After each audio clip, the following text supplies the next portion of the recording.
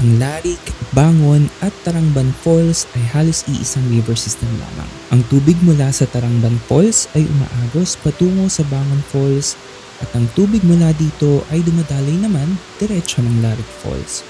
Imagine 3 talon para sa isang biyahe. Gusto mo bang puntahan ito? Madali lang. Tara, samahan niyo ako dahil ang vlog na ito ay para sa mga taong may malayang imahinasyon at handang harapin ang hamon. Ako si Sonder Ben, matuto kasama ako dahil ito ang regalo ko sa iyo.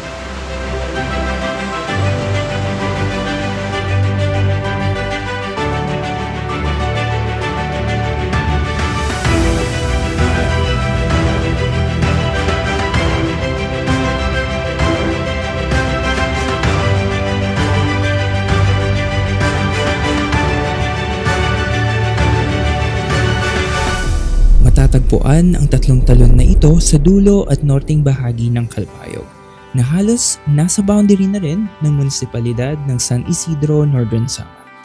Nakasama ko pala sa paglalakbay na ito ang aking pinsan at kaibigan niya na nag-offer ng joyride para makita ang mga talon na ito. Pero kung ikaw ay magkukumit lang, ito ang paraan para pumunta sa ipinagmamalaking mga talon ng barangay Tinaplakan.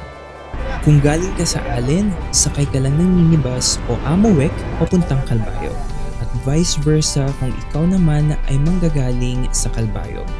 Dadaan ito sa kanto ng barangay Tinaplakan, sabihin mo lang na ibaba ka sa kanto nito. Pagbaba mo, makikita mo na agad ang malaking tarpaulin ng 3 falls. Dito sa barangay Tinaplakan ay makikita ang Larik Falls, Bangon Falls at Tarangban Falls. Mula sa kanto, 2 kilometro ang layo ng Larik Falls. 3 kilometro naman ang layo ng Bangon Falls. At mula sa Bangon Falls, kailangan mo lang maglakad ng 1 kilometro o 516 na hakbang papuntang Tarangban Falls.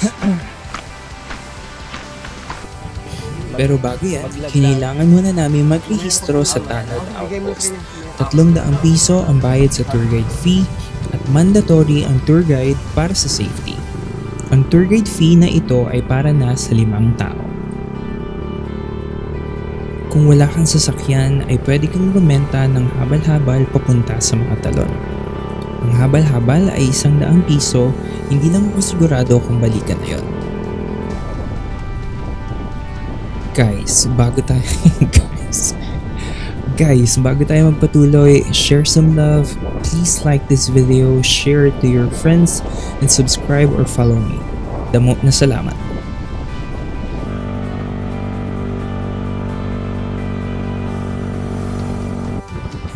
Pagdating nga sa Bangon Falls, bumungad agad sa amin ang lapad ng talon na ito. Maganda mag-picnic dito dahil flat area ang gilid ng ilog. Perfect din dito maligo dahil may malalim na area. Ingat lang dahil madulas dito. Pasok montage.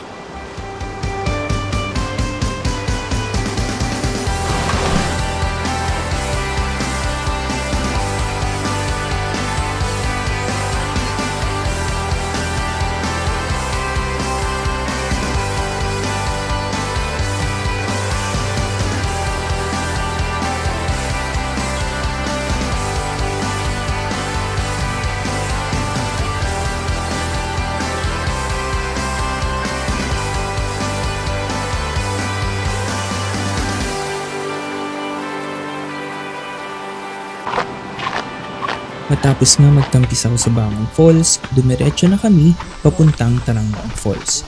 Nilakad namin ang 1 kilometro para makapunta dito. Paahon din ang lalakarin, pero huwag ka mag-alala dahil inayos ng LGU ang daanan dito. Sementado at malilim ang daraanan. Nakakapagod pero promise, saglit lang ang paghihirapan mo para marating ang nakabibighaning ganda ng Tarangban Falls.